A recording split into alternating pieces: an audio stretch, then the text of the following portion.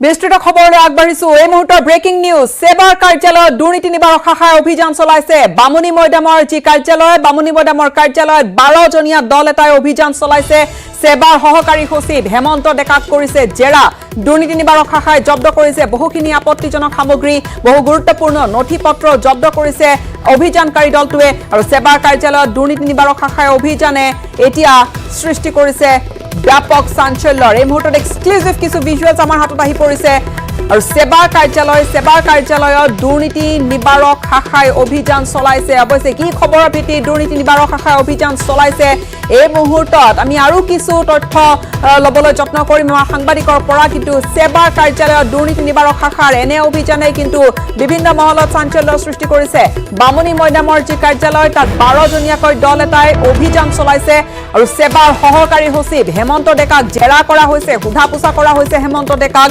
সেবাৰ তেওঁ সহকাৰী সচিব দুৰ্নীতি নিবাৰক শাখাই ইতিমধ্যে জব্দ কৰিছে বহুখিনি আপত্তিজনক সামগ্ৰী আৰু বহু গুৰুত্বপূৰ্ণ নথিপত্ৰ জব্দ কৰা বুলি জানিব পৰা গৈছে সেই ঘটনাস্থলীৰ পৰা বহুখিনি গুৰুত্বপূৰ্ণ তাত নথিপত্ৰ আছে আৰু অভিযানকাৰী দলটোৱে তন্নতন্নকৈ বিভিন্ন নথিপত্ৰ চালিজাৰি চাইছে আৰু এই মুহূৰ্তত পুনৰবাৰ কৈছো যে 12 জনীয়া দল এটাই তাত উপস্থিত হৈ অভিযান চলাইছে সেবাৰ কাৰ্যালয়ত দুৰ্নীতি নিবাৰক শাখাৰ এনে অভিযানে কিন্তু সৃষ্টি কৰিছে ব্যাপক প্ৰতিক্ৰিয়াৰ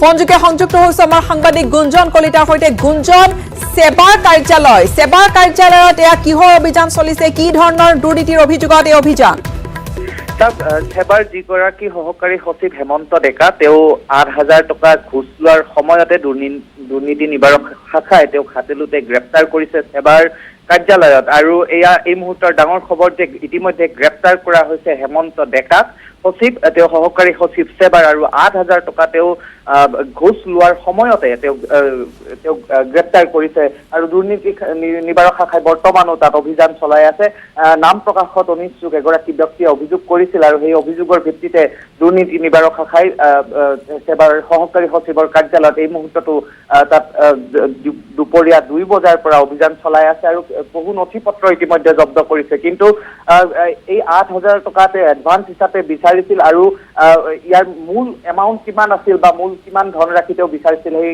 কিছু সময়ৰ পিছতে সেইখিনি স্পষ্ট হ'ব যেতিয়া দুৰ্নীতি নিবাৰক শাখাই সকলোখিনি সংবাদ মাধ্যমৰ আগত মন্তব্য ব্যক্ত কৰিব কিন্তু এই মুহূৰ্তৰ গুৰুত্বপূৰ্ণ খবৰ যে সেবাত বৰ্তমানো সেবাৰ এটা কাৰ্যালয়ত দুৰ্নীতি নিবাৰক শাখাৰ যেহেতু চকু পৰিছে আৰু ইতিমধ্যে আপুনি জনাইছে যে সেবাৰ সহকাৰী সচিব হেমন্ত ডেকাক গ্ৰেপ্তাৰ কৰা হৈছে তেওঁৰ বিৰুদ্ধে অভিযোগ যে তেওঁ ৮,০০০ টকা দুৰ্নীতি কৰি ৮,০০০ টকা তেওঁ লৈছিল এই মুহূৰ্তত জানিবলৈ পাৰিছো যে বহুখিনি আপত্তিজনক নথিপত্ৰ বা তাত বহুখিনি গুৰুত্বপূৰ্ণ নথিপত্ৰ জব্দ কৰা হৈছে কি ধৰণৰ নথিপত্ৰ সেইবোৰ যিগৰাকী ব্যক্তিয়ে অভিযোগ দিছিলে দুৰ্নীতি নিবাৰক শাখাত তেওঁ নিজৰ পৰিচয় এই মুহূৰ্তত ৰাজহুৱা কৰিব বিচৰা নাই গতিকে সেই নথিপত্ৰৰ ক্ষেত্ৰতো কিছু কোৱাত আমাৰ বাধা আহি পৰিছে কিন্তু এই মুহূৰ্তৰ গুৰুত্বপূৰ্ণ খবৰ যে তেওঁক এটা কামৰ বিনিময়ত ধন তেওঁ বিচাৰিছিলে আৰু আগধন হিচাপে ৮,০০০ টকা দিবলৈ অহাৰ সময়তে দুৰ্নীতি নিবাৰক শাখাক তেওঁ অৱগত কৰি আহিছিল যিগৰাকী ব্যক্তিয়ে অভিযোগ দিছিল আৰু সেই অৱস্থাতে যেতিয়া ৮,০০০ টকা সহকাৰী সচিব হেমন্ত ডেকাক প্ৰদান কৰিছিল সেই সময়তে হাতেলোতে দুৰ্নীতি নিবাৰক শাখাই সহকাৰী সচিব হেমন্ত ডেকাক তাত হাতেলোতে ধৰিছে আৰু তাৰপিছত এতিয়া বৰ্তমানো তাত বহু নথিপত্ৰৰ তন্নতন্নকৈ পৰীক্ষা নিৰীক্ষা তেওঁলোকে চলাই আছে আমি পুনৰবাৰ জনাম দৰ্শকক ব্ৰেকিং নিউজ যে সহকাৰী সচিব হেমন্ত ডেকাক ইতিমধ্যে গ্ৰেপ্তাৰ কৰা হৈছে গুঞ্জন তেওঁ গ্ৰেপ্তাৰ কৰা হৈছে আপুনি জনাইছে আৰু তেওঁ কলৈ লৈ যোৱা হৈছে বা তেওঁ কলৈ লৈ যোৱা হ'ব তেওঁ ক'ত সোধা পোছা কৰিছে আৰু কোনোবা লোক তাত থাকিব পাৰে নেকি জড়িত হৈ কি খবৰ আছে আপোনাৰ হাতত গীতাশ্ৰী দুৰ্নীতি নিবাৰক শাখাৰ 12 জনীয়া দল এটাই অভিযান চলাই আছে আজি দুপৰীয়া 2 বজাৰ পৰা আৰু বৰ্তমানো তেওঁলোক সেবাৰ কাৰ্যালয়তে আছে সেবাৰ কাৰ্যালয়তে বৰ্তমানো আছে সহকাৰী সচিব হেমন্ত ডেকা ইয়াৰ পূৰ্বে সেবাৰ সেক্ৰেটাৰী আছিল তাৰপিছত এতিয়া বৰ্তমান তেওঁ ভাইচ চেয়াৰমেন হিচাপে তেওঁ কাৰ্যনিৰ্বাহ কৰি আছিল কিন্তু তেনে সময়তে এনে উচ্চ আসনত অধিষ্ঠিত এগৰাকী ব্যক্তিয়ে কেনেধৰণে দুৰ্নীতিৰ আশ্ৰয় লৈছিল বা ঘুষ লৈ কি কাৰণে তেওঁ ঘুষ গ্ৰহণ কৰিছিল এই সকলোখিনি পৰীক্ষা নিৰীক্ষা বা আৰক্ষীৰ তদন্তত বা দুৰ্নীতি নিবাৰক শাখাৰ তদন্তত সকলোখিনি লাহে লাহে স্পষ্ট হ'ব কিন্তু এই মুহূৰ্তৰ আটাইতকৈ গুৰুত্বপূৰ্ণ খবৰ এইটোৱে যে শিক্ষা প্ৰতিষ্ঠানৰ যি আমি কথা কওঁ সেই শিক্ষা প্ৰতিষ্ঠান য'ৰ পৰা পৰিচালিত হয় সেবা সেই সেবাৰ কাৰ্যালয়তে দুৰ্নীতি আৰু দুৰ্নীতিৰ অভিযোগত ইতিমধ্যে সহকাৰী হেমন্ত ডেকাক দুৰ্নীতি নিবাৰক শাখাই গ্ৰেপ্তাৰ কৰিছে গীতাশ্ৰী ধন্যবাদ জ্ঞাপন কৰিছো গুঞ্জন আপুনি কোৱাৰ ধৰণে সেবাৰ দৰে এটা গুৰুত্বপূৰ্ণ কাৰ্যালয় আৰু যৰ পৰা গোটেইখিনি বস্তু সঞ্চালন হয় তাত দুৰ্নীতিৰ পোহাৰ মেলিছে বা তাত তেনেকৈ দুৰ্নীতিৰ বজাৰ মেলি বহিছে একাংশই আৰু ইতিমধ্যে এগৰাকী গ্ৰেপ্তাৰ কৰা হৈছে তেওঁ সহকাৰী সচিব আৰু এই ঘটনাই তোলপাৰ লগাইছে ব্যাপক প্ৰতিক্ৰিয়া সৃষ্টি কৰিছে বিভিন্ন মহলত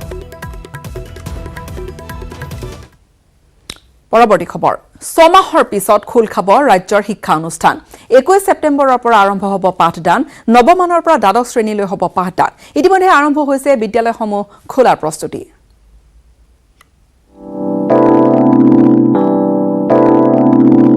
সম্পূৰ্ণ ছমাহৰ পাছত খুলিব স্কুল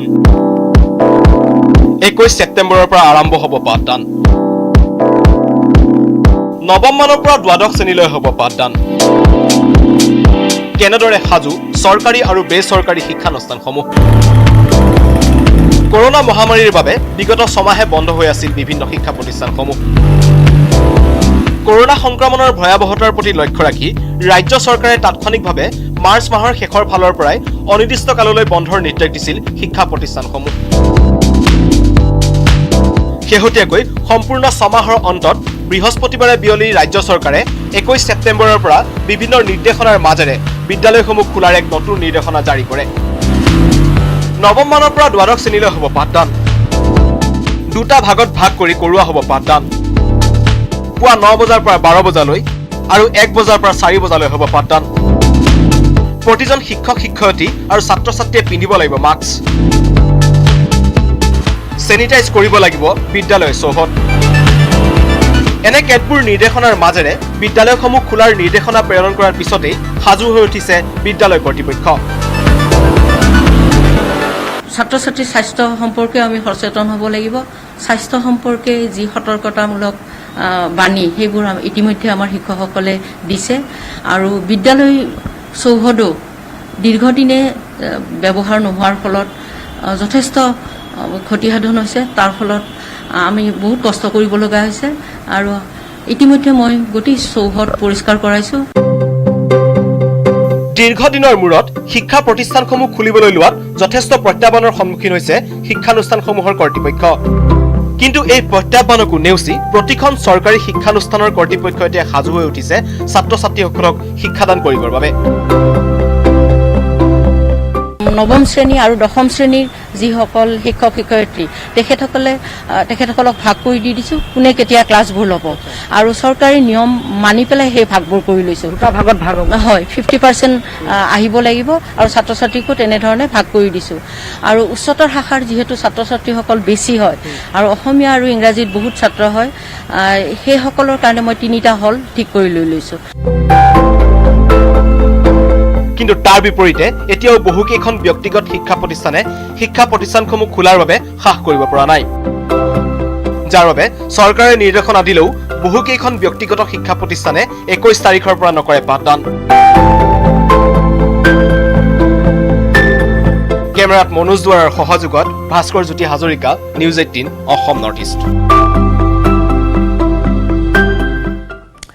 ক্ষমতাৰ লালসাত পাহৰিছে কোভিড প্ৰটকল মাস্ক নিপিন্ধা আৰু সামাজিক দূৰত্ব নমনা সাধাৰণ ৰাইজৰ বিৰুদ্ধে কঠোৰ হৈছে আৰক্ষী প্ৰশাসন কিন্তু ৰজাঘৰীয়াক নাকি লগাব কোনে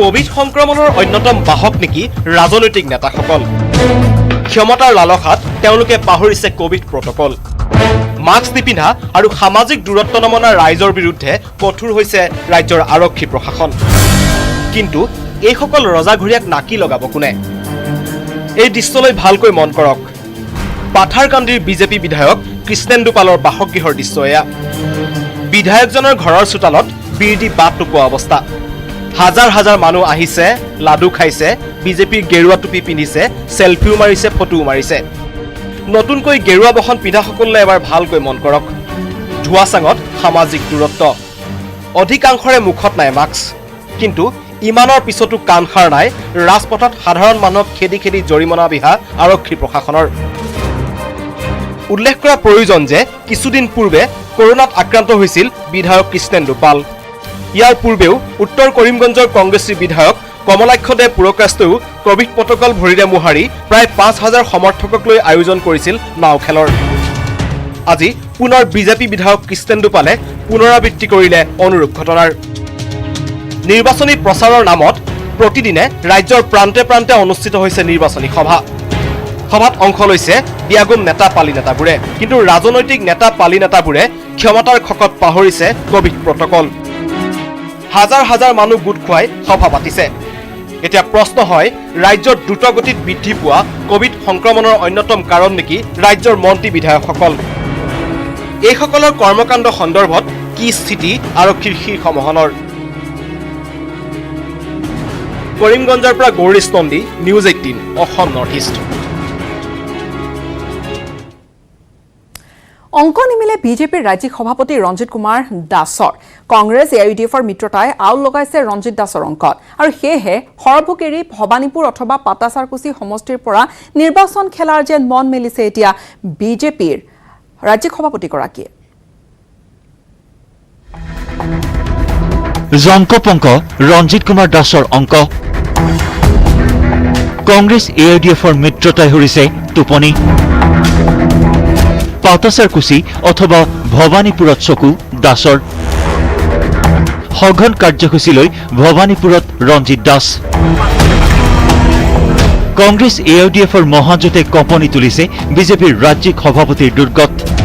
2021 নিৰ্বাচনত বিজেপিক 100+ লক্ষ্যত উপনীত কৰাবলৈ দিনে নিশাই পাতিগণিতত ব্যস্ত থকা খুদ বিজেপিৰ ৰাজ্যিক সভাপতি ৰঞ্জিত দাসৰ বাবেই এইবাৰ নিষ্কণ্টক নহ'ব সৰভোগ সমষ্টি পুনৰুদ্ধাৰৰ পথ।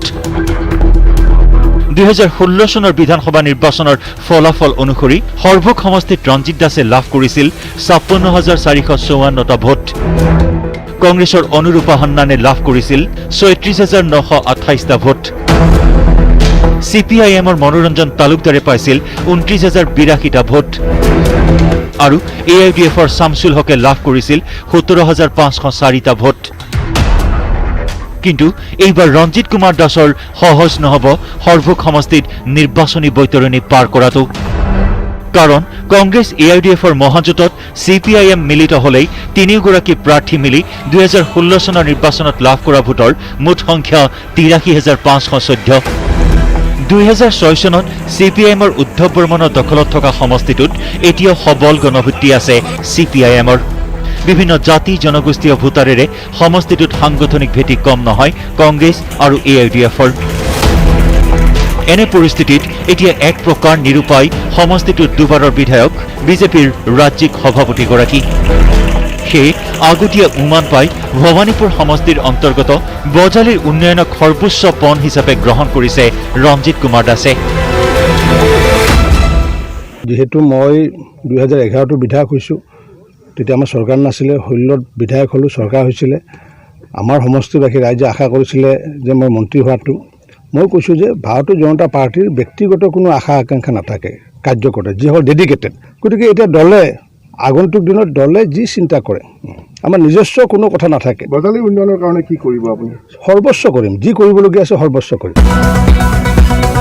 সঘনাই বজালীত দেখা পোৱা ৰঞ্জিত কুমাৰ দাসে বুধবাৰে বজালীৰ ভৱানীপুৰত সত্ৰৰ পুনৰ নিৰ্মাণ কামৰ আধাৰশিলাৰ লগতে মুকলি কৰে 4টা পথ। আৰম্ভ কৰে কেইবাটাও পথৰ নিৰ্মাণ কাৰ্য। অৱশ্যে এতিয়াই মুখ খোলা নাই সৰভোগ সমষ্টিৰ দুবাৰৰ বিধায়কগৰাকীয়ে। পাঠশালাৰ পৰা ধ্ৰুৱজ্যোতি তালুকদাৰৰ সহযোগত bureau' report, news 18 Assam north east. সময় এইখিনিতে এটা চমু বাণিজ্যিক বিৰতিৰ।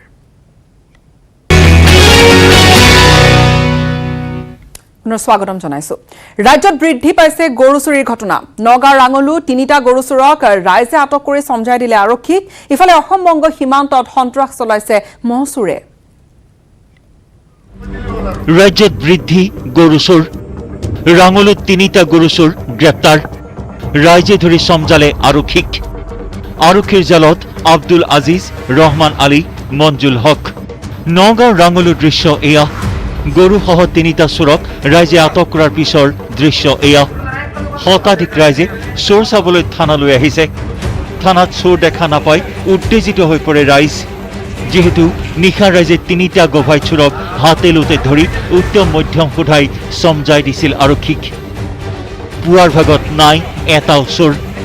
আৰক্ষীৰ ভূমিকাত শূন্য ৰাইজ বৃহৎ গৰু চুৰি চক্ৰ সন্দৰ্ভত আৰক্ষীয়ে কোনো তদন্ত নকৰাকৈ জেললৈ চালান দিয়া কাৰ্যত ক্ষোভ আৰক্ষীৰ এই কাৰ্যক সহজভাৱে ল'ব পৰা নাই অঞ্চলবাসী যোৱাকালি ৰাতি যি দুজন চোৰক ধৰি পেলাই পুলিচক গতাই দিয়া হ'ল সেই দুজন চোৰক ৰাতি থানাৰ ফালৰ পৰা কিবা মানে কি কয় সদৰ থানালৈ ট্ৰেন্সফাৰ কৰা হৈছে তেওঁলোকে কোনো ইণ্টিগ্ৰেশ্যন কৰা নাই গতিকে তেওঁলোকে আমাৰ ৰাইজৰ দাবী যে তেওঁলোকে ভালকৈ ইণ্টিগ্ৰেশ্যন কৰি পেলাই চোৰৰ গোটেই নেক্সাছটো ধৰিব লাগে আৰু ধৰি পেলাই যাতে ৰাইজক এটা মানে শান্তিৰ পৰিৱেশ এটা সৃষ্টি কৰে ইফালে অসমবংগ সীমান্তত মহ চুৰ ট্ৰাকসহ 10টা মহ জব্দ ট্ৰাক চালকসহ 2জনক গ্ৰেপ্তাৰ নিশা ছাগলী আৰক্ষীয়ে অসমত প্ৰৱেশ কৰা এখন মহ ভৰ্তি ট্ৰাক জব্দ কৰে আৰক্ষীয়ে গ্ৰেপ্তাৰ কৰে চালক শহীদুল ইছলাম আৰু খালাচী নুৰ বক্কৰ আলীক ট্ৰাকখনত আছিল 10টা মহ জনৈক হজৰত মাষ্টাৰে এই চোৰাং মহ ব্যৱসায় চলাই অহাৰ অভিযোগ দীৰ্ঘদিনৰে পৰা ধুবুৰী আৰক্ষীয়ে নিদ্ৰা হৰণ কৰি আহিছে মহ আৰু গৰু চুৰি চক্ৰই বেবেজিয়াৰ পৰা ভাস্কৰ জ্যোতি শইকীয়া গোলকগঞ্জৰ পৰা Gobinda Adhikari report news 18 Assam north east কেইবামাহ ধৰি ব্যৱসায় প্ৰতিষ্ঠানসমূহ বন্ধ হৈ থকাৰ পিছত শেহতীয়াকৈ আনলক আৰম্ভ হৈছে যদিও ব্যৱসায় কিন্তু মন্দা চলিছে অধিকাংশতে শাৰদীয় দুৰ্গোৎসৱৰ বতৰ এয়া কিন্তু তাৰ প্ৰাক্ষণত গ্ৰাহকৰ অপেক্ষাত সময় পাৰ কৰিবলগীয়া হৈছে অধিকাংশ ব্যৱসায়ীয়ে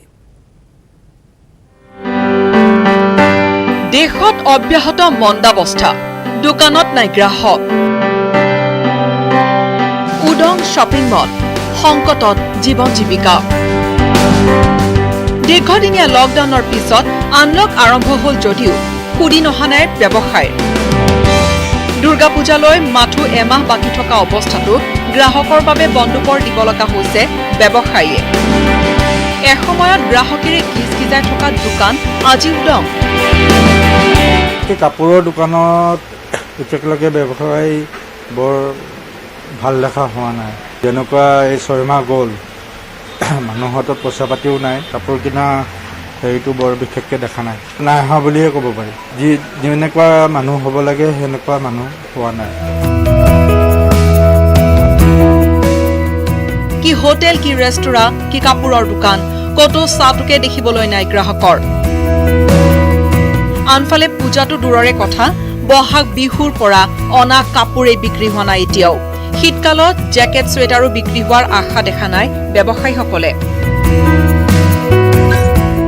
বেপাৰ একদম জিৰো নিখিয়াই হৈ গৈছে আৰু আশা নাই যে পূজাত কিবা আৰু বেপাৰ হ'ব বুলি এতিয়া কচমকচ আছে যে মানে পূজাৰ কাৰণে কাপোৰ আনো না আনো কেলে বিহুৰ আনা বস্তুৱে বিক্ৰী পুৰা ভালকৈ হোৱা নাই সেইবিলাকে ষ্টক থাকি আছে ভাল এটা হেৰি পোৱা নাই এতিয়ালৈকে মাল তেনেকৈ আনিব পৰা নাই কিন্তু ব্যৱসায়টো কেনেকুৱা চলিব সেইটো একো ধৰিব পৰা নাই এতিয়ালৈকে আৰু লোকচানটো হৈছে আৰু লকডাউন খুলিল কিন্তু সৰু দোকানৰ পৰা আৰম্ভ কৰি শ্বপিং মলসমূহত নাই কোনো গ্ৰাহক বৰ্তমান দোকানৰ স্বত্বাধিকাৰীসকল এক সমস্যাত পৰিছে যে তেওঁলোকে পূজাৰ বাবে আগতীয়াকৈ সামগ্ৰী আনিবনে নাই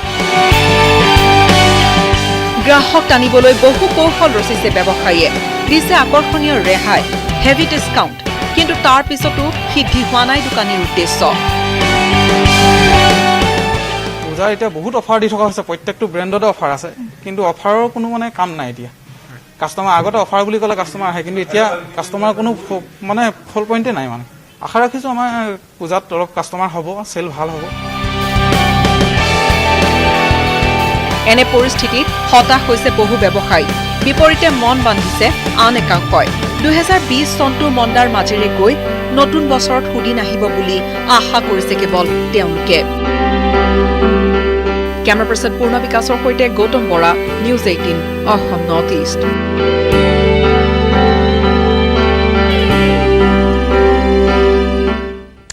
বৃহস্পতিবাৰে নিশা মোদী মন্ত্ৰীসভাত নাটকীয় পদ পৰিৱৰ্তন হঠাৎ কেবিনেটৰ পৰা পদত্যাগ হৰচিমৰত কৌৰ বাদলৰ লোকসভাত কৃষক বিৰোধী বিধেয়ক গৃহীত হোৱাৰ প্ৰতিবাদত হৰচিমৰত কৌৰে এৰিলে মন্ত্ৰী পদ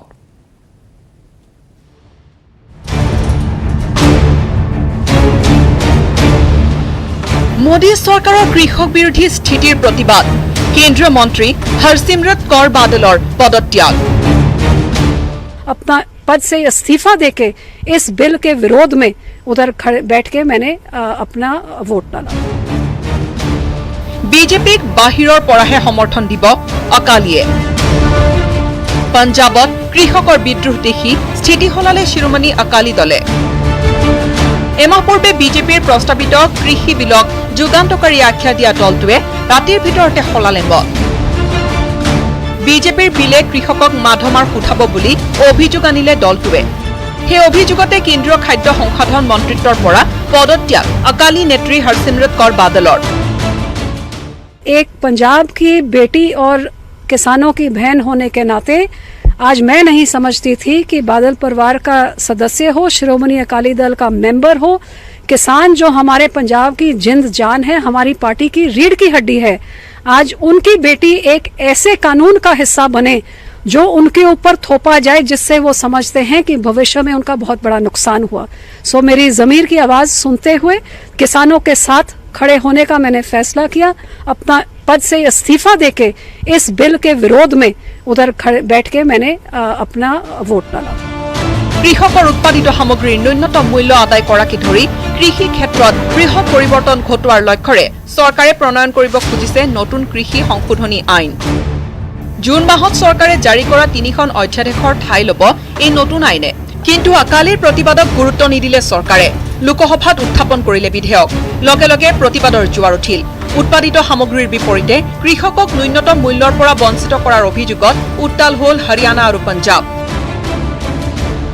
কৃষকৰ ৰুদ্ৰমূৰ্তি দেখি স্থিতি সলনি কৰা সুখবীৰ সিং বাদলৰ ঘোষণা কৃষক মানে অকালি অকালি মানে কৃষক কৃষকৰ ভোট অবিহনে কোনো দলে পঞ্জাবত গঠন কৰিব নোৱাৰে চৰকাৰ 2017ৰ নিৰ্বাচনত মুখ ঠেকেচা খোৱা অকালিয়ে 2022ৰ বিধানসভা নিৰ্বাচনত হেৰুৱাব নোখোজে কৃষকৰ ভোট সেইবাবে হঠাৎ স্থিতি সলনি শিৰোমণি অকালি দলৰ এতিয়া প্ৰশ্ন মন্ত্ৰীসভাৰ পৰা হৰচিমৰৎ কৌৰ বাদলৰ পদত্যাগৰ পাছত কেন্দ্ৰীয় চৰকাৰে গৃহীত কৰিবনে নতুন কৃষি আইন নে কেন্দ্ৰীয় খাদ্য সংশোধন মন্ত্ৰিত্বৰ পৰা পদত্যাগ পৰিণত হ'ব এখন নাটকত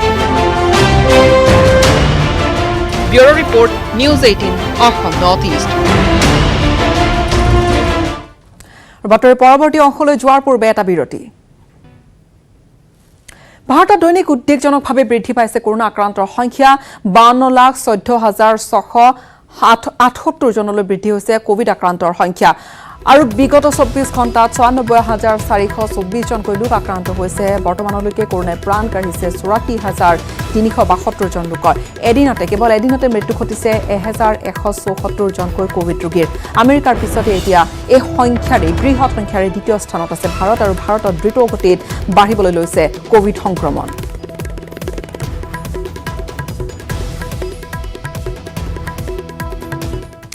সংবাদ মাধ্যম সামাজিক মাধ্যমকে ধৰি বিভিন্ন ক্ষেত্ৰত দিনে ৰাতি প্ৰকাশ হৈ থকা সত্ত্বেও কিন্তু কোভিডক লৈ যেন সচেতন নহয় বহু লোক যাৰ ফলত প্ৰতিদিনে বৃদ্ধি পাইছে কোভিড ৰোগীৰ সংখ্যা বৃদ্ধি পাবলৈ ধৰিছে কোভিডৰ মৃত্যুৰ হাৰ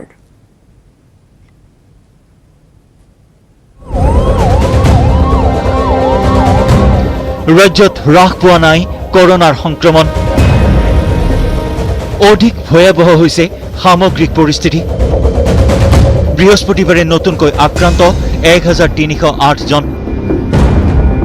হয় দিনক দিনে অধিক জটিল হৈছে কৰোনাৰ গণসংক্ৰমণ দৈনিক বৃদ্ধি পাইছে আক্ৰান্তৰ সংখ্যা বৰ্তমানলৈকে ৰাজ্যত কৰোনাক্ৰান্তৰ সংখ্যা বৃদ্ধি পালে 1,52,349 জনলৈ মৃত্যু হৈছে 528 জনৰ ভিন্ন প্ৰান্তত হোৱা সংক্ৰমণ আৰু মৃত্যুৱে আতংকিত কৰি তুলিছে ৰাজ্যবাসীক কিন্তু জীৱন জীৱিকাৰ তাৰণাত ভিৰ কৰিবলগীয়া হৈছে বজাৰ সমাৰ অথবা কৰ্মক্ষেত্ৰত ইফালে বৃহস্পতিবাৰে চৰাইদেউ জিলাৰ মৰাণৰ উষাপুৰ নিবাসী প্ৰবীণ সমাজকৰ্মী শিক্ষাবিদ ক্ৰীড়া সংগঠক বীৰেন্দ্ৰ কুমাৰ গগৈৰো কোভিড-19ত আক্ৰান্ত হৈ নিজা বাসভৱনত মৃত্যু হয় এনে ভয়াবহ পৰিস্থিতিৰ পাছতো যেন নিৰ্বিকাৰ ৰাজ্যৰ বহু লোক এইসকলে নামানে কোভিড প্ৰটকল বজাৰ হাট ৰাজহুৱা স্থান সকলোতে ঘূৰি ফুৰে কিন্তু নিপিন্ধে মাস্ক পাহৰে সামাজিক দূৰত্ব সামাজিক আচৰণত দিশহাৰা আৰক্ষী এটা ঠিক কৰোনাৰ আগ্ৰাসন এনেদৰে থাকিলে ভেকচিন নোলোৱা পৰ্যন্ত অধিক জটিল হ'ব ৰাজ্যৰ কৰোনা পৰিস্থিতি। Bureau report, news 18 Assam north east. মহানগৰীৰ এখন আইন মহাবিদ্যালয় কৰ্তৃপক্ষই ভৰিৰে মোহাৰিছে আইন মহাবিদ্যালয়খনৰ অধ্যক্ষৰ নিযুক্তিত ব্যাপক অনিয়ম ঘটিছে আৰু এই অভিযোগ মহাবিদ্যালয়খনৰ এগৰাকী প্ৰাক্তন অধ্যক্ষৰ। চৰকাৰী আইন মহাবিদ্যালয়ৰ ভিতৰত অন্যতম হৈছে মহানগৰীত থকা বিশ্বৰাম মেধি আইন মহাবিদ্যালয়, চমুকৈ PRM ল কলেজ। শেহতীয়াকৈ আইন মহাবিদ্যালয়খনৰ বিৰুদ্ধে ব্যাপক অনিয়ম আৰু অৰাজকতাৰ অভিযোগ আনিছে মহাবিদ্যালয়খনৰে অৱসৰপ্ৰাপ্ত অধ্যক্ষ লক্ষেশ্বৰ তালুকদাৰে। প্ৰাক্তন অধ্যক্ষগৰাকীৰ অভিযোগ, মহাবিদ্যালয়খনৰ অধ্যক্ষ নিযুক্তিক লৈ হৈছে ব্যাপক অনিয়ম আৰু দুৰ্নীতি। দুটাকৈ গোচৰৰ ভিত্তিত চাকৰি বাতিলৰ পিছতো যোৱা জুন মাহত মহাবিদ্যালয়খনৰ অধ্যক্ষৰ দায়িত্ব দিয়া হয় অশুতোষ কুণ্ডুক। 2 বছৰমান আগতে হ'ল ৰেগুলাৰ এপইণ্টমেণ্ট এজন হৈ গ'ল প্ৰিন্সিপালৰ। সেই প্ৰিন্সিপালজনক এতিয়া ছাছপেনশ্যনত ৰাখি যিজন মানুহে পাব নালাগে আশুতোষ কুণ্ডু বুলি, সেইজন মানুহকেই এই 31 জুলাইৰ কৰোনা হেৰিৰ মাজতে ৰেগুলাৰজনক ছাছপেনশ্যনত ৰাখি তাত চাকৰি দিয়া হ'ল। চাকৰিটো তেওঁ নাই, কাৰণ তেওঁৰ চাকৰিৰ যিটো এপইণ্টমেণ্ট যিটো অৰ্ডাৰ, সেই এপইণ্টমেণ্ট অৰ্ডাৰটোৱে চিভিল কোৰ্টে কেঞ্চেল কৰিছে। অভিযোগ মতে 2010 চনতে অবৈধভাৱে মহাবিদ্যালয়খনৰ প্ৰবক্তা হিচাপে নিযুক্তি লাভ কৰিছিল অশুতোষ কুণ্ডুৱে, যাৰ বাবে সেই সময়তে মহাবিদ্যালয়খনৰে 2 প্ৰবক্তাই এই অবৈধ নিযুক্তিক লৈ উচ্চ ন্যায়ালয়ত কৰিছিল গোচৰ। 2018 চনত এই নিযুক্তি প্ৰক্ৰিয়া আদালতে অবৈধ ঘোষণা কৰাৰ পিছতো ৰহস্যজনকভাৱে যোৱা জুন মাহত মহাবিদ্যালয়খনৰ অধ্যক্ষৰ দায়িত্ব অৰ্পণ কৰা হয় অশুতোষ পাণ্ডেক। তেওঁ AG অফিচত আছিল আৰু তেওঁৰ সেইটো আপোনাৰ AG অফিচটো কেন্দ্ৰীয় চৰকাৰৰ, গতিকে নোৱাৰে। হাইকোৰ্টেও এটা অৰ্ডাৰত তেওঁৰ চাকৰি কেঞ্চেল কৰি থৈছিল। কিন্তু মই যিটো কেছ কৰিছিলোঁ 2012 চনত, সেইটোৰো 18 চনত হুকুম ওলালে। সেই ডিক্ৰী মতেও তেওঁৰ হাইকোৰ্টৰ নিচিনাই হ'ল, কেঞ্চেল কৰি দিলে। কিন্তু এইটো তেওঁ একো নকৰিলে, চৰকাৰেও একো এপিল নকৰিলে, অৰ্থাৎ সেই অৰ্ডাৰ এতিয়াও বাহাল আছে। মহাবিদ্যালয়খনৰ অৱসৰপ্ৰাপ্ত অধ্যক্ষ লক্ষেশ্বৰ তালুকদাৰৰ অভিযোগ, সম্প্ৰতি অসম উচ্চ শিক্ষা সচিবালয়ৰ উপ সচিব হিচাপে কৰ্মৰত অশুতোষ কুণ্ডুৰ পত্নী গীতা চক্ৰৱৰ্তী, যাৰ বাবে গীতা চক্ৰৱৰ্তীয়ে ক্ষমতাৰ অপব্যৱহাৰ কৰি উচ্চ ন্যায়ালয়ৰ নিৰ্দেশৰ পাছতো মহাবিদ্যালয়খনৰ অধ্যক্ষৰ পদ লাভ কৰালে স্বামী অশুতোষ কুণ্ডুক। তেওঁক ৰক্ষণাবেক্ষণ দিয়া মানুহজনী তেওঁ বুলি মই ক'ব ডাইৰেক্টলি নোৱাৰিলেও, তেওঁ যে এইটো মেনেজ কৰি আছে, কাৰণ নহ'লে ছেক্ৰেটাৰী বা সচিব, আয়ুক্ত সচিবে এইটো নজনাৰ কোনো কাৰণ নাই। সেইটো অৰাজকতা চলি আছে, সেইটো অৰাজকতাই চলি আছে। কাৰণ য'ত কলেজখনৰ মুৰব্বীজনৰ কোৰ্টে চাকৰি কেঞ্চেল কৰি থৈ দিছে, সেইজন মানুহক 2 বছৰটো ৰাখিলেই চৰকাৰৰ খৰচত, আৰু এতিয়া তেওঁকেই প্ৰিন্সিপাল ইনচাৰ্জ অৰ্থাৎ ভাৰপ্ৰাপ্ত অধ্যক্ষও পতা হ'ল। অৱশ্যে এই ক্ষেত্ৰত এই পৰ্যন্ত মুখ খোলা নাই বৰ্তমানৰ অধ্যক্ষ অশুতোষ কুণ্ডুৱে। কিন্তু এনেদৰে এজন চৰকাৰী আইন মহাবিদ্যালয়ৰ অৱসৰপ্ৰাপ্ত অধ্যক্ষই খুদ মহাবিদ্যালয়খনৰে অধ্যক্ষৰ বিৰুদ্ধে এনে বিস্ফোৰক অভিযোগ অনা কাৰ্যই ভিন্ন প্ৰশ্নৰ অৱতাৰণা কৰিছে বৌদ্ধিক মহলত। একেদৰে প্ৰাক্তন অধ্যক্ষগৰাকীৰ অভিযোগ যদি সত্য হয়, তেন্তে কেনেদৰে ৰাজ্য চৰকাৰে ন্যায়ালয়ৰ বিৰুদ্ধে গৈ অশুতোষ কুণ্ডুক অধ্যক্ষৰ দায়িত্বভাৰ দিলে, তাক লৈ ভিন্ন প্ৰশ্নৰ অৱতাৰণা হৈছে। কেমেৰাত মনোজ দুৱাৰৰ সহযোগত Bhaskar Jyoti Hazarika, news 18 Assam north east. নিম্ন দেৱানী আদালতৰ ৰায়ক প্ৰত্যাহ্বান অগপৰ নতুন সমিতিৰ আৰু জিলা ন্যায়াধীশৰ আদালতত দাখিল কৰিছিল আবেদন। গোচৰটো সন্দৰ্ভত 24 ছেপ্টেম্বৰত হ'ব অহা পৰৱৰ্তী শুনানি। 24 ছেপ্টেম্বৰত ভাগ্য নিৰ্ণয় হ'ব, অৰ্থাৎ অতুল বৰা আৰু কেশৱ মহন্তৰ। পুনৰবাৰ জনাম যে নিম্ন দেৱানী আদালতৰ ৰায়ক প্ৰত্যাহ্বান জনাইছিল অগপৰ নতুন সমিতিখনে, আৰু নতুন সমিতি ইতিমধ্যে অসম গণ পৰিষদে গঠন কৰিছে। কিন্তু তাৰ পিছতে আইনী মেৰ পাছত গোটেইখিনি বিষয় সোমাই পৰিছিল। জিলা ন্যায়াধীশৰ আদালতত দাখিল কৰিছিল আবেদন। গোচৰটো সন্দৰ্ভত অহা 24 ছেপ্টেম্বৰত পৰৱৰ্তী শুনানিৰ দিন ধাৰ্য কৰা হৈছে, আৰু 24 ছেপ্টেম্বৰত ভাগ্য নিৰ্ণয় হ'ব, অৰ্থাৎ অগপৰ সদ্য নিযুক্ত বা সদ্য নিৰ্বাচিত সভাপতি অতুল বৰা আৰু লগতে কাৰ্যকৰী সভাপতি কেশৱ মহন্তৰ।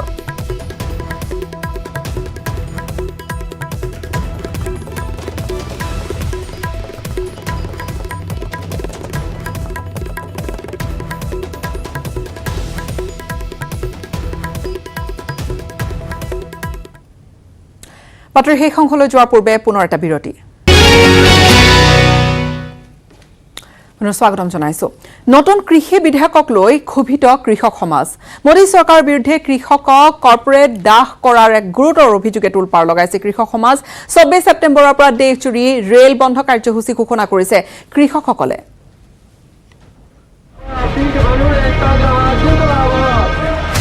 দেশত কৃষক বিদ্ৰোহৰ উকমুকনি। পাঞ্জাব হাৰিয়ানাৰ পাছত তেলেংগানাত প্ৰতিবাদ। লোকসভাত কৃষি বিষয়ক 2খন বিল গৃহীত হোৱাৰ পাছতে প্ৰান্তে প্ৰান্তে গৰজি উঠিছে কৃষক সমাজ। কৃষক বিৰোধী স্থিতি লোৱা মোদী চৰকাৰক হুংকাৰ। কোনো কাৰণতে চৰকাৰী নীতি নামানে বুলি স্পষ্ট কৰি 25 ছেপ্টেম্বৰত পাঞ্জাব বন্ধ ঘোষণা কৃষক সংগঠনৰ। 24ৰ পৰা 26 ছেপ্টেম্বৰলৈ দেশজুৰি ৰেল বন্ধ কাৰ্যসূচী। নতুন বিলে কৃষকক কৰ্পৰেটৰ চাকৰত পৰিণত কৰিব বুলি আশংকা কৰিছে দেশৰ হাজাৰ হাজাৰ কৃষকে। এই বিল কাৰ্যকৰী হলে ভূমিৰ ওপৰত অধিকাৰ হেৰুওৱাৰ আশংকাত ভুগিছে উত্তৰ ভাৰতৰ কৃষকসকল। লগতে উৎপাদিত সামগ্ৰীৰ উচিত মূল্যৰ পৰাও বঞ্চিত হোৱাৰ আশংকা হৈছে কৃষক সমাজৰ।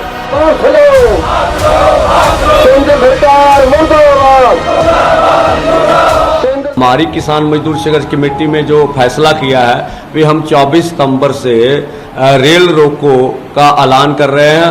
24 सितंबर से हम अमृतसर में जो देवी दोसपुरा गांव है वहां अमृतसर में इस तरह टैंका वाली बस्ती फिरोजपुर में बैठेंगे और 2 दिन के बाद जो 25 सितंबर आएगा उसमें सारे पंजाब और हिंदुस्तान की यूनियनों के मिल के साथ रेल रोको करेंगे और 26 को हम पूरे प्रदेश में इस रेल रोको आंदोलन को और बढ़ाएंगे।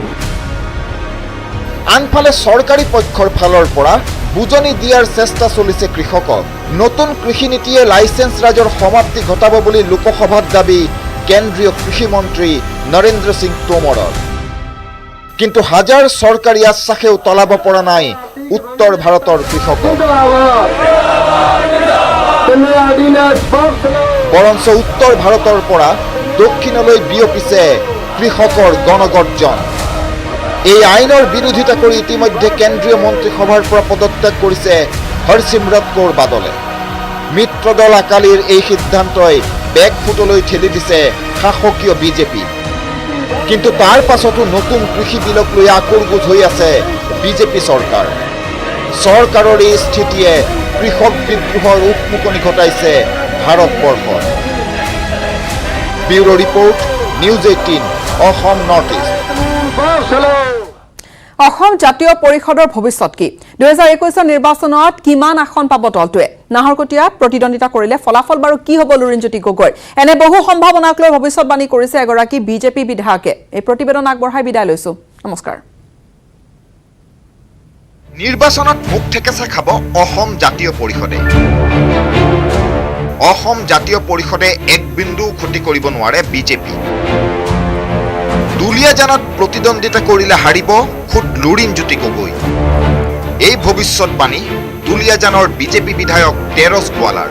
সদসম ছাত্ৰ সন্থা AJYCPৰ উদ্যোগত যি অসম জাতীয় পৰিষদ বুলি এটা নতুন ৰাজনীতি দল জন্ম হৈছে, এই দল 2021 নিৰ্বাচনত এক বিন্দু বিজেপিক ক্ষতি নকৰে। এইটো মোৰ 194টা বুথ কমিটিৰ সভাপতি সম্পাদক, মোৰ মণ্ডল সমিতিৰ, মোৰ পঞ্চায়তৰ প্ৰতিনিধি, ৱাৰ্ড মেম্বাৰ সকলোৰে মতামত ইতিমধ্যে লৈছোঁ। এক বিন্দু ক্ষতি নকৰে। আৰু যোৱাবাৰ দুলিয়ান বিধান সমষ্টিত আমি যিমান ভোট পাইছিলোঁ তাতকৈ এইবাৰ বেছি ভোট পাম। তেৰছ গোৱালাৰ মতে ছাত্ৰ সংগঠন আৰু ৰাজনীতি দুয়োটা সম্পূৰ্ণ পৃথক ক্ষেত্ৰ। তাৰ উমান পায়েই ইতিমধ্যে বহু আছু নেতাই মূৰ কুলুকা মৰা বুলিও মন্তব্য বিধায়কগৰাকীৰ। লুৰিণজ্যোতি গগৈ তেওঁ সদসম ছাত্ৰ সন্থাৰ সাধাৰণ সম্পাদক আৰু সদসম ছাত্ৰ সন্থাৰ বহু নেতা আজি নৌমেৰ হৈ আছে। আজি তাৰিখত ৰাজনীতি পথাৰত নৌমেৰ হৈ আছে। কেৱল লুৰিণজ্যোতি গগৈ কিংবা অসম জাতীয় পৰিষদেই নহয়, তেৰছ গোৱালাৰ মতে উজনিত তাজপাতৰ ঘৰৰ দৰে খহিব কংগ্ৰেছ AIUDFৰ মহাজোঁট। 2016ৰ দৰে 21তো একক সংখ্যাগৰিষ্ঠতাৰে বিজেপিয়ে চৰকাৰ গঠন কৰিব বুলি ভৱিষ্যতবাণী তেৰছ গোৱালাৰ। সৰ্বানন্দ সোণোৱালে পুনৰ অসমৰ মুখ্যমন্ত্ৰী হ'ব বুলিও দাবী দুলিয়াজানৰ বিধায়কগৰাকীৰ। এটাও নাপাব বুলি আশা কৰোঁ। এটাও নাপাব, কাৰণ কেনেকৈ পাব? আজমূলক মুখ্যমন্ত্ৰী পাতিবলৈ তেওঁলোকে ভোট দিব নেকি অসমৰ ৰাইজে? যি আজমলে অবৈধ মিয়া বাংলাদেশীক আনি অসমত ৰাজত্ব কৰাই আছে, অসমীয়া জীয়াৰী বোৱাৰীৰ ওপৰত যি ৰাজমলে পাৰ্টীয়ে আক্ৰমণ চলাইছে, তেনেকুৱা ৰাজমলক মুখ্যমন্ত্ৰী পাতিবলৈ অসমৰ ৰাইজে ভোট দিব নেকি? তেওঁলোকক অসমীয়া ৰাইজ তেনেকুৱা এতিয়া আৱেগত নাযায়, নিজৰ বিবেকেৰে বিবেচনা কৰি অসমীয়া মানুহ হিচাপে এজন স্বাধীন চিতিয়া অসমীয়া জাতি হিচাপে প্ৰতিষ্ঠা কৰিব। অসমৰ মুখ্যমন্ত্ৰী 21ত সৰ্বানন্দ সোণোৱাল ডাঙৰীয়া হ'ব, এইটো 100% নিশ্চিত। বিধায়ক তেৰছ গোৱালাৰ মতে 21ত প্ৰতিফলিত হ'ব বিজেপিৰ সবকা সাথ সবকা বিকাশ আৰু সবকা বিশ্বাস নীতিৰ সুফল। সবকা সাথ সবকা বিকাশ সবকা বিশ্বাস নীতিৰে আজি সকলোকে যি ধৰণে আমি ডেভেলপমেণ্টৰ কাম কৰিছোঁ, বাটে ঘাটে চব কাম কৰিব লৈছোঁ, গতিকে দুলীয়াজানবাসী ৰাইজ কোনো কাৰণত বিজেপিক মানে এঘৰীয়া নকৰে বা বিজেপিক নেৰাৰ, বিজেপিৰ ভোট এবাৰ বাঢ়িব। লুৰিণজ্যোতি গগৈয়ে হওক বা আন কোনোবাই হওক, দুলীয়াজানত মুখ ঠেকেচা খাব সকলো প্ৰতিদ্বন্দ্বীয়ে। আগৰ বাৰতকৈ 8,000 অধিক ভোটেৰে এইবাৰো সমষ্টিটোত পদুম ফুলিব বুলি নিশ্চিত বিধায়ক তেৰছ গোৱালা। ফৰৱাৰ্ডতো মোৰ সমষ্টিৰ ৰাইজে কৰিব, তথাপি মই কৈছোঁ যোৱাবাৰ মই প্ৰায় 17,000 ভোটত মই জিকিছিলোঁ, এইবাৰ 25,000 ভোটত জিকিম। ৰাজ্যিক বিজেপি সভাপতি ৰঞ্জিত কুমাৰ দাস কিংবা ৰাজ্যৰ 2 নম্বৰ মন্ত্ৰী হিমন্ত বিশ্বই নহয়, 2021ত পুনৰ চৰকাৰ গঠন কৰিব বুলি এতিয়া প্ৰবল আত্মবিশ্বাসী তেৰছ গোৱালাৰ দৰে বিধায়কো। কিন্তু আঁচনিৰ ৰাজনীতিক ভৰসা কৰি আগবঢ়া এনে নেতাৰ ভাষ্য কিমান দূৰ ফলিয়াই সেয়া ক'ব সময়ে, কাৰণ সময় সবাতোকৈ ডাঙৰ শিক্ষক। নাহৰকটীয়াৰ পৰা Utpal Chaliha, news 18 Assam north east.